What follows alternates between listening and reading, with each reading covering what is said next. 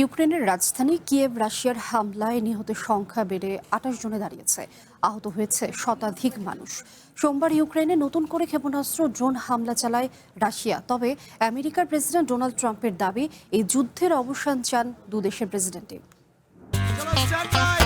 Sorry sorry sorry লাইফে কখন কি হয় গ্যারান্টি আছে? তাই ইন্স্যুরেন্স করুন সিটি ব্যাংকে, কারণ ইন্স্যুরেন্স করলে সিটিতে সুরক্ষা পাবেন নিশ্চিন্তে। এক সপ্তাহেরও কম সময়ের ব্যবধানে ইউক্রেনে দ্বিতীয়বারের মতো ব্যাপক ক্ষেপণাস্ত্র ও ড্রোন হামলা চালিয়েছে রাশিয়া। এতে বহু হতাহতের খবর পাওয়া গেছে, যাদের মধ্যে বেশ কয়েকজন শিশুও রয়েছে। হামলায় ক্ষতিগ্রস্ত হয়েছে ১ ডজনেরও বেশি আবাসিক ভবন।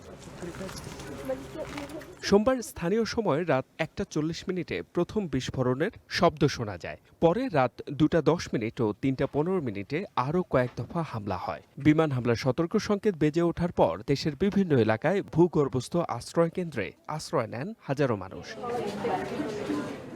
ইউক্রেনের বিমান বাহিনী জানায়, রাশিয়ার ছোড়া ৬৮টি ক্ষেপণাস্ত্র এবং ৩৫০রও বেশি ড্রোনের একটি বড় অংশ আকাশেই ধ্বংস করা হয়েছে। তবে প্রতিরক্ষামূলক ইন্টারসেপ্টর বা বিধ্বংসী মিসাইলের সংকটের কারণে কোনো ব্যালিস্টিক ক্ষেপণাস্ত্রই ঠেকানো সম্ভব হয়নি। ফলে বেশ কিছু আবাসিক বহুতল ভবন ধসে পড়েছে।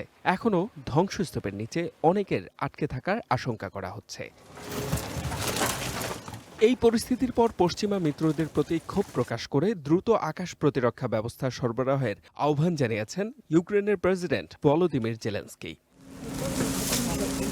এদিকে আমেরিকার প্রেসিডেন্ট ডোনাল্ড ট্রাম্প দাবি করেন, রাশিয়া ইউক্রেন যুদ্ধের অবসান চান দুদেশেরই প্রেসিডেন্ট। সম্প্রতি তাদের সাথে ইতিবাচক ফোনালাপ হয়েছে বলেও জানান তিনি। প্রেসিডেন্ট পুতিন এবং প্রেসিডেন্ট জেলেনস্কি আসলে চান এই যুদ্ধ এখানেই শেষ হোক। তাদের সাথে আমার ইতিবাচক ফোনালাপ হয়েছে। আমার মনে হয় আমরা এটা মিটিয়ে ফেলার খুব কাছাকাছি পৌঁছে যাচ্ছি। সব জটিলতা কাটিয়ে খুব দ্রুতই এই যুদ্ধের একটি রাজনৈতিক সমাধান আসবে বলে আশা প্রকাশ করেন president Trump. H M Ataullah, one international desk.